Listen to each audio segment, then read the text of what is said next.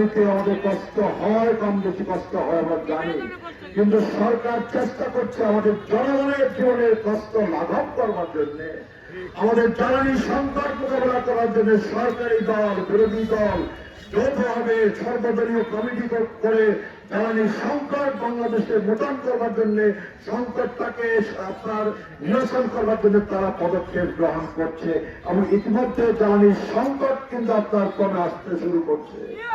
এবং বিদ্যুতের সংকট ছিল, ঝড়ে বিদ্যুতের সংকট বাড়ে, ঝড়ে বিদ্যুৎ সঞ্চালন ব্যবস্থা আপনার ক্ষতিগ্রস্ত হয়, সে কারণে কিন্তু আপনার বিদ্যুতের সংকট বাড়ে। আমরা অনেকেই অন্ধকারের মধ্যে থাকি, কিন্তু সরকারের তরফ থেকে বিদ্যুতের উৎপাদন বাড়ানো, বিদ্যুতের সঞ্চালন লাইনকে মেরামত করা, মজবুত করার জন্য নানা পদক্ষেপ গ্রহণ করা হচ্ছে, যাতে বাংলাদেশের জনগণ, আমার জামালপুরের জনগণ, আমার নালন্দা মাদারগঞ্জের জনগণ যাতে কষ্ট না পায়, তার জন্য সরকারের চেষ্টার কোন কমতি নাই।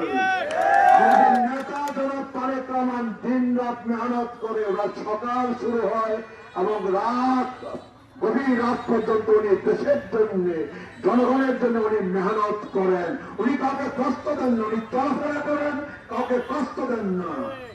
উনি আপনার অপরিজনীয় ব্যয় আপনার পরিহার করে বাংলাদেশের মানুষের কথাই উনি সরকারকে চিন্তা করেন।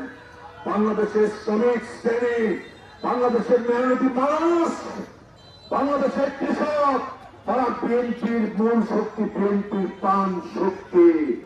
আমাদের বাংলাদেশের শ্রমিক শ্রেণী ভালো থাকলে আমাদের বাংলাদেশ ভালো থাকবে, আমাদের বাংলাদেশের কৃষক ভালো থাকলে বাংলাদেশ ভালো থাকবে, বাংলাদেশ আমার মা ভালো থাকলে, আমার বোন ভালো থাকলে, মায়ের সম্মান বলে